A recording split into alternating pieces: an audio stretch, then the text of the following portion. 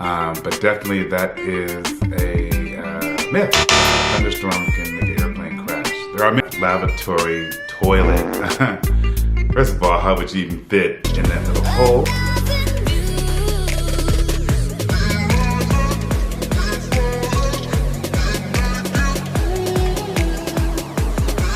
As you can see, I am not in uniform, still off, enjoying my days off. I'm not complaining, definitely not complaining, because it's always time to fly.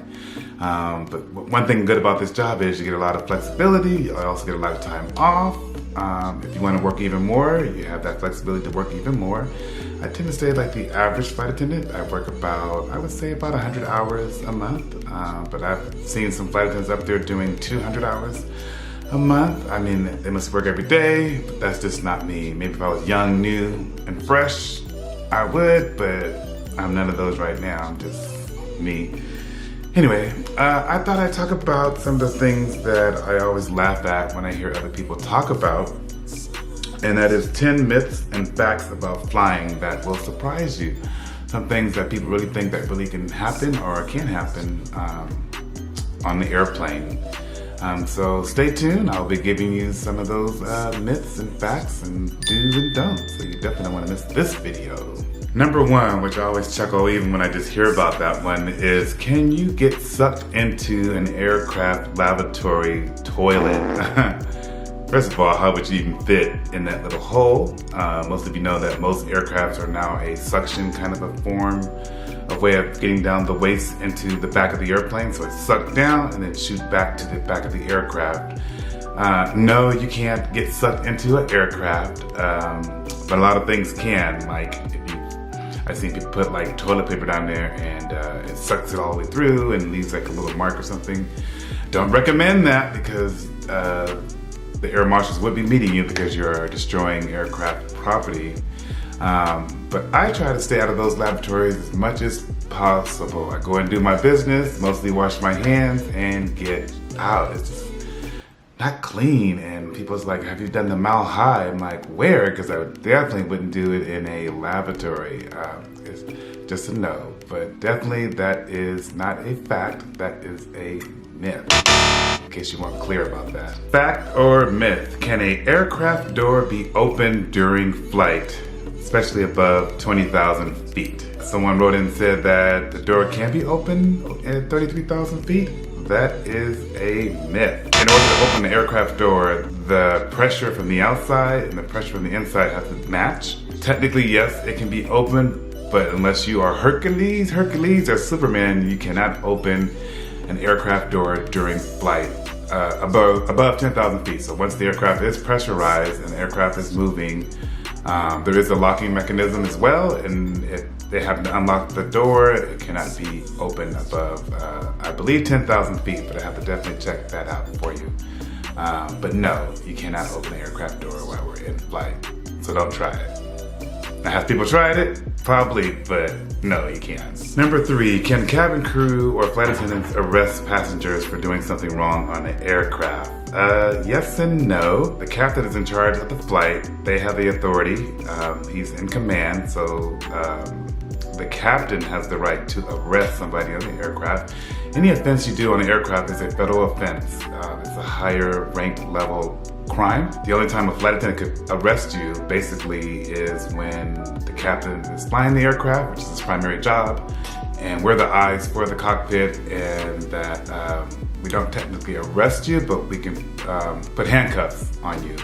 But we definitely can't officially arrest you, but we can detain you with handcuffs, with only the permission of the captain. So that's definitely a fact. Until proper authorities meet the flight, I definitely would do a quick emergency landing. It would have to be the danger of the aircraft, the cabin, or the customers in order for us to do that. So it's a yes or no answer to that. But definitely, they do have the power and authority to arrest customers. Question number 4, fact or fiction? Thunderstorms increase the risk of airplane crash. Last I checked, I haven't seen a plane crash because of a thunderstorm. The airplanes are so structurally built and tested over and over. They've gone through all kinds of storms, hurricanes, and they cannot crash due to a thunderstorm. However, Most airlines and aircraft do avoid thunderstorms just for your convenience, to make sure that when you go through a thunderstorm that you're not getting all that turbulence. That's what turbulence is being created because of the weather pattern or also wind pattern. But definitely that is a myth. A thunderstorm can make an airplane crash. There are many things that airplanes can crash, but there's nothing on record that an airplane has crashed due to turbulence. Most crashes are takeoff and landing. That is the most vulnerable part of an aircraft, is when we're taking off, pilot air, and landing. But once it's in cruise altitude, we're okay. We can go through the thunderstorm, it'll be a little bumpy, and that's one of the reasons why we do avoid it. Number 5, fact or myth. You could be 18 years old and drink alcohol on the aircraft. That is a myth. You have to be 21. I'm not sure about foreign carriers, but most US domestic carriers do require all customers to be 21 years old. And also, you can only drink alcohol that was served to you. You can't bring on your Ciroc or your Hennessy. It has to be served by the airline. So definitely you have to be 21 and you have to be served the alcohol. So that definitely is a myth. Lucky number 6, or 7's lucky number, right? Number 7's the lucky number. Well, number 6. Do aircrafts dump their waste when they're in the air, over the skies? Do they dump their waste management? Is that a fact or a myth? And that is a myth. Or as far as I know, US carriers, we do not dump our lavatory waste in the skies. I'm not even sure it has the capability to do it, but I do know they have the capability of dumping fuel or wasting fuel over the sky. So let's say we have an emergency situation and we need to land right after we take off. We can't land with all that fuel in our tanks because of the weight, and also if something happens, it's too much fuel to just explode the aircraft. So most airlines would just circle and circle and circle till they waste fuel, or they have the capability in some of the aircrafts to just dump the fuel. You know, keep enough to get on the ground, but no, we don't waste the lavatory waste in the skies. But although I heard years ago that there was a piece of lavatory waste in someone's backyard near the airport, but definitely, I mean, I've heard that, but I think that's definitely a myth. Now we're at lucky number 7. Do flight attendants have to be a certain height and weight? Well, back when I started, you had to be a certain height and weight, so that was a fact back in, up until the late 80s, there was a height and weight requirement. Right now, there is a height requirement. They call it a reach. You have to be above 5'2" and not taller than 6'4". I think some airlines have kind of slacked off the upper echelon of the height. Like you can be I've seen people 6'5", 6'6", but definitely think you have to be at least 5'2" for the reach. So that's definitely a fact that you have to be a certain height, but not a certain weight. And we've all seen different sizes on the aircraft, so definitely that is a fact for the height and not the weight. Number 8, is there a row 13 on airplanes? I know for sure that my airline doesn't have a row 13 for superstitious reasons. And most airlines don't really go by the number system, like it's not row 1 through 50. Like at my airline, every window exit is row 21 and 22. So if you're ever in row 21 and 22 on my carrier's airlines, you're always in an exit row. It doesn't matter if you're on a 777, 787, 737, the exit rows are always row 21 and 22. Sometimes first class on some of the aircraft can be row 1, 2, and 3, then jump to rows number 7. I have no idea why that is the numbering system, and we also don't have row 13, so that's definitely a fact for our airlines. But I'll check out other airlines to see if they do the same thing, or if you know work for other airlines, let me know if you have a row 13 on your aircrafts. Number 9, fact or myth that cabin crew, including pilots, have parachutes underneath their seats in the event of an evacuation. First of all, I don't even know I should answer this one, but no, people, that is a myth. We do not have parachutes. Although that is a good idea, we do not have it. But since you can't open the door, how are you gonna get out? But I'm just gonna leave that at no, we don't have parachutes underneath our seats, but jump seats, but good idea. Let's see if we can get Boeing to make something, you know, a parachute with the aircraft. So if something happens, they can kind of parachute down, you know. But I like your thinking. Number 10, fact or myth that all flight attendants are required to speak at least 4 foreign language. I don't even have one, so that's definitely a myth. Although, I think when I started, you had to speak a foreign language. There was a waiver for me because I work for the company that I am working for now on the ground. So I was an internal transfer, so they waived the foreign language. But when I got hired, you had to speak at least 1 foreign language, not 4. And to be competitive in today's market to be a flight attendant, it always helps if you do speak multi-languages. 1, including English. You'd be surprised when people show up and barely got the English down. They might know Mandarin, or they might know French, but they're still working on the English part. That should be your number 1 priority. But no, it's a myth. We don't need to learn 4 languages. Also degrees. I believe so far just a high school diploma.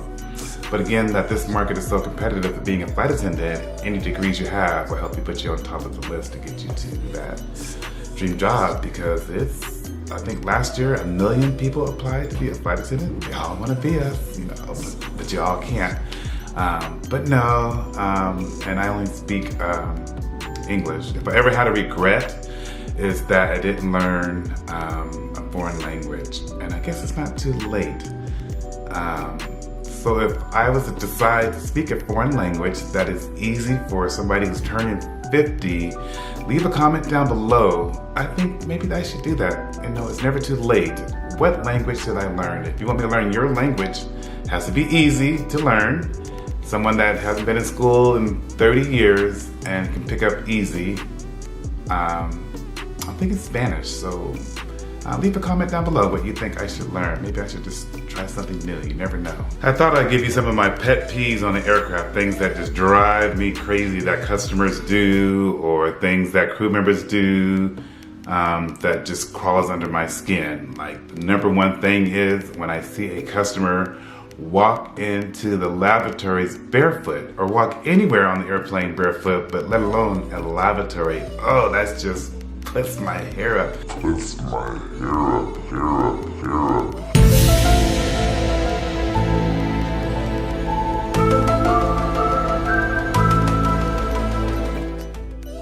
Or I see that poor mother put that baby on the floor and change their diaper, and I'm like, man, that baby's gonna have a rash.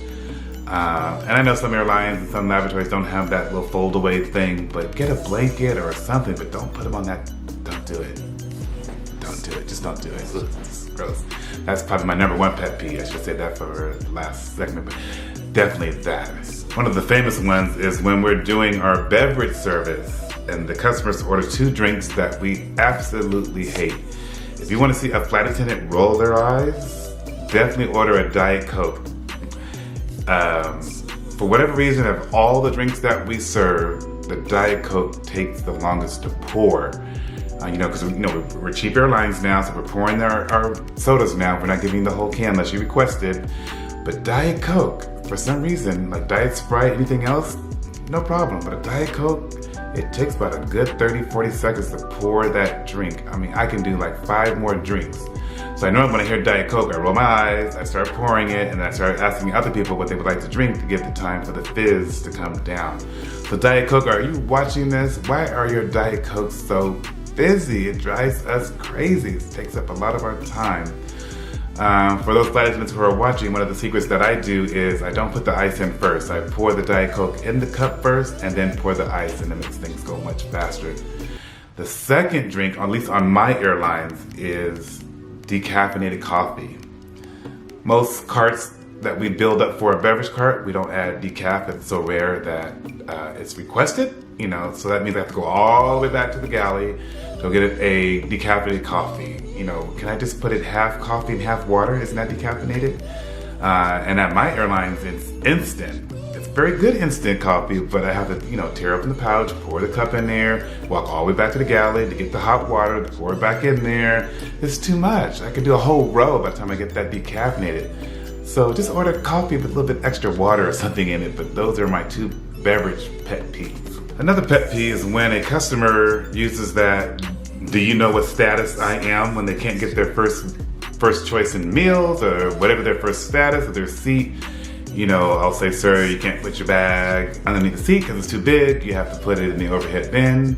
Do you know who I am? I am a premium cabin service person, and you can't tell me. When you get on the aircraft and when it comes to safety, it doesn't matter your status. Safety is always number one, and your status or your card is not gonna make a difference if it compromises our safety. You can't get up when the seatbelt sign is on because you're a premium cabin service or a frequent flyer on our airlines. You can't. You just can't.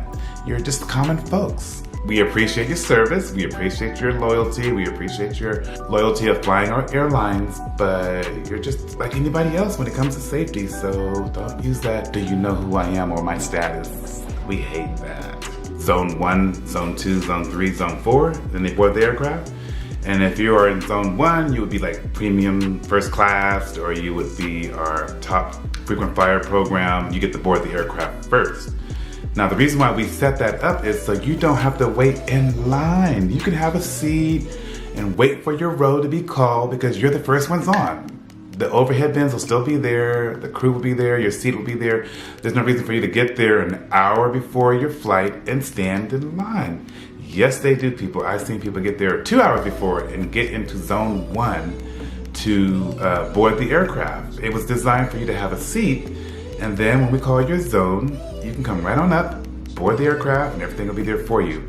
And if you're running late, and let's say you are Zone 1 and we're already on Zone 3, you can still walk up to Zone 1 and board the aircraft. There's no need for you to come an hour or two before and stand in line. Just have a seat, sir. Have a seat. Now, if you're in Zone 5, you might want to get there an hour early and be the first one in that zone because you still might have a chance to board your carry-on luggage. But if you're pretty much Zone 4 and 5 at my airlines, already think about checking your bags. If you're an employee, already think about checking your bags. Just give it up because you can say all you want. If you're probably in Zone 5, you bought the basic economy, which does not include carry-on or maybe only one personal item. Yeah, that's one of my pet peeves. Not more the Zone 5, but the Zone 1. Why are you in line? What are you waiting for? Are we giving away something if you board first? You still get your pre-departure, so if you are a frequent traveler, shout out to my frequent travelers of my airlines, let me know why it's important for you to be in line 2 hours or hour before waiting to board when you can just conveniently just board when you want to board. Just let me know that. One of the things that, hate is a hard word, but one of the things that my friends really don't understand is they see that I fly for free, which is a great benefit, but that's it. I fly for free. And then I have to arrive and get a hotel, get a rent-a-car, get all the things that you get. So the only thing I'm really saving is my airplane ticket. Is that a lot of money? Yes, it is. But people's like, well, you fly so much, and if I work for your airlines, I'd be all over the world.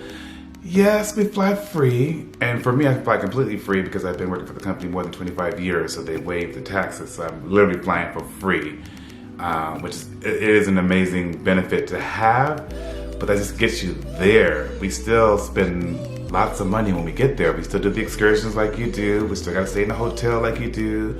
We still gotta get a rent-a-car. So flying ain't cheap these days. So yes, I do get there for free, but we spend coins just like you do. So it's not the only fringe benefit that I have that, people, I do travel a lot, but I save my coins. I save up, and I make it look like I travel a lot.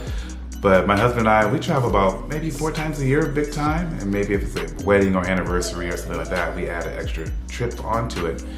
But again, it's standby. And if you've never flown standby, you will never understand how it is to fly standby. But imagine going to a wedding and it's 6 months in advance. You have no idea what the booking's going to be, flying standby. But you gotta be at that wedding, or you're even in the wedding. You're like, we're there biting our nails like, oh Lord, please let me get on that flight because I gotta go to a wedding. Now for me, if I know it's very important, like a wedding, funeral, something where I have to be somewhere, we do buy tickets. We do get a discount on our own airlines, but I go online just like you do and I look for the best price possible.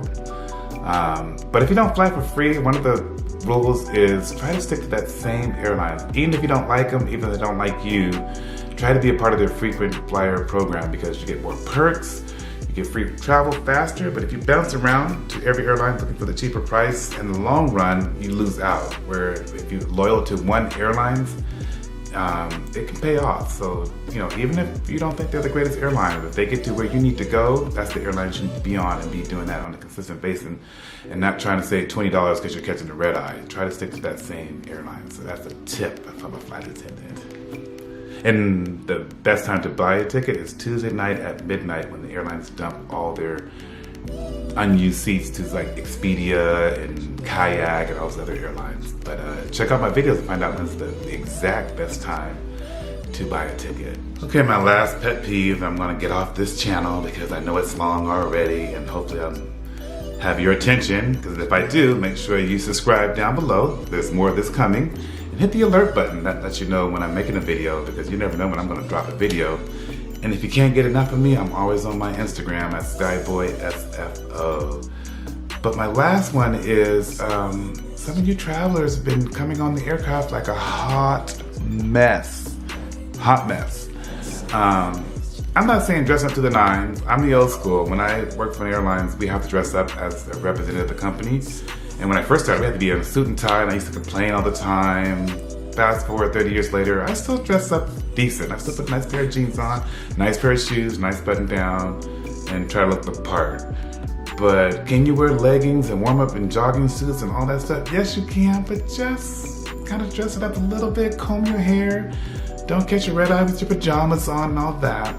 And one of the things you get from the crew is respect even more. When we see a nice, well-dressed traveler, you are in our hands. We will take good care of you because you took the time to dress up. We will take the time to give you even more greater customer service. But just clean it up a little bit. Brush your teeth with the bad breath, comb your hair, put on something different. You know, it's still an airplane and somebody else had to sit there after you sit there. So don't come on your jogging suits and sweatpants and leggings and all that because it's a public area and you don't, you know, just imagine who was sitting before you in that seat. So, you know, you guys gotta step it up. You know, fashion is definitely dropping. That's one thing I do miss when I started in the 80s, that people still kind of was dressing up. But yeah, that's all my pet peeves. Well, I got more, but that's all I got for right now. Thank you guys so much for watching my channel and listen to my crazy self rant and rave and all that good stuff. Stay tuned. I have tons of videos and content coming up to stimulate your pleasure.